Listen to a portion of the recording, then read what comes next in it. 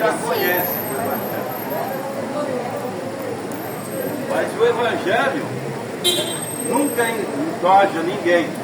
Aquele que crê em Deus sempre renova cada manhã a palavra de Deus.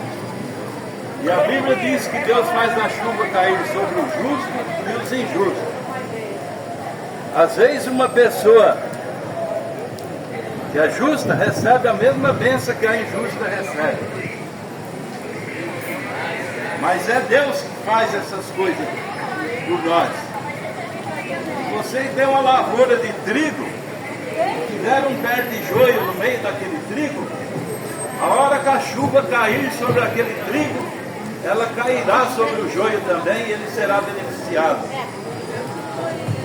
Conta-se uma história de uma lavoura de trigo que estava com os cachos caídos. E o joio também. Quando a chuva veio, o trigo glorificava a Deus pela chuva, mas o joio também glorificava.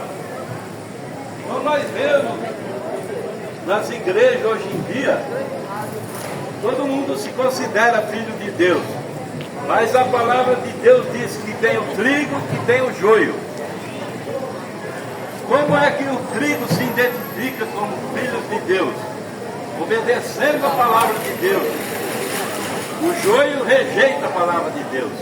Ele só quer as bênçãos, a chuva que cai sobre o justo e injusto.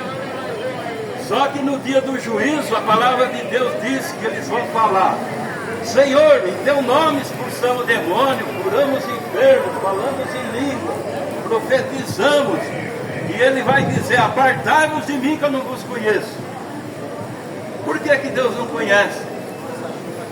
Porque Deus só te conhece através da sua palavra. Quando você aceita a palavra de Deus, Ele te reconhece. No Velho Testamento, quando um pai tinha um filho, ele arrumava um tutor para cuidar daquele filho. E aquele filho tinha que ser obediente ao seu tutor naquilo que ele lhe ensinava, para aquele pai saber, quando ele fosse de maior idade, se ele tivesse responsabilidade de cuidar do negócio do pai. Se aquele filho não fosse obediente ao seu pai, o tutor falava para o seu pai: olha, esse seu filho não tem condições de tomar conta dos seus negócios. Assim é o nosso Deus. Quando ele tem um filho que não quer cuidar das coisas dele, aquele não é um filho, é um bastardo. Deus quer um filho obediente que segue todos os seus mandamentos. E para isso que ele traz os homens para pregar o seu evangelho. E ele fala em sua palavra: ide por todas as nações, pregando o evangelho a toda criatura. Quem crer e for batizado será salvo, mas quem não crer será condenado. Mas que maneira esse batismo? As Escrituras afirmam em Atos 2,38 que o batismo correto, bíblico, que foi o início da igreja de Jesus Cristo, após a sua ressurreição. E o batismo é em nome do Senhor Jesus Cristo para perdão dos pecados. E a Bíblia fala que tudo que nós fizermos por fé ou por obra, fazei em meu nome. Que nome? Senhor Jesus Cristo. Agora, quando o povo é batizado de uma outra maneira, ele está errado. Ele está sendo batizado nos dogmas de uma igreja que criou aquela doutrina. Quando nós cremos em Deus como três pessoas, nós estamos crendo num dogma de uma igreja.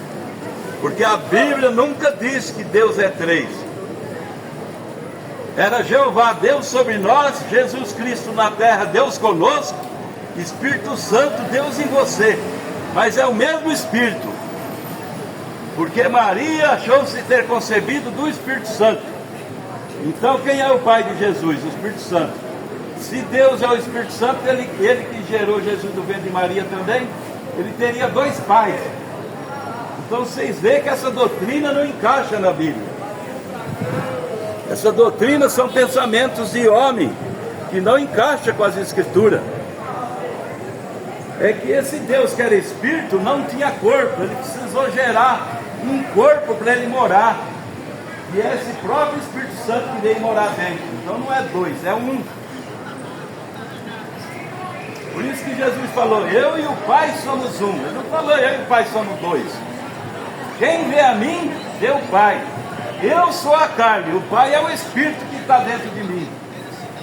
O Pai é que faz as obras, quer dizer, o Espírito é que curava, que ressuscitava o morto, que fazia vida ser transformada.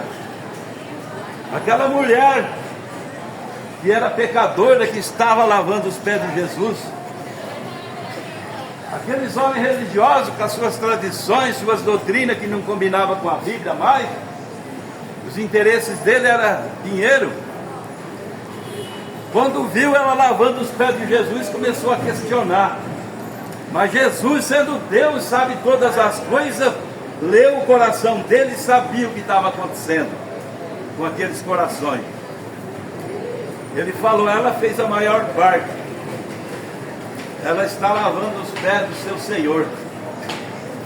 Enquanto aquele sacerdote que era para estar dando ósculo santo dele, estava criticando ele, não lavou os seus pés, não deu ósculo santo dele.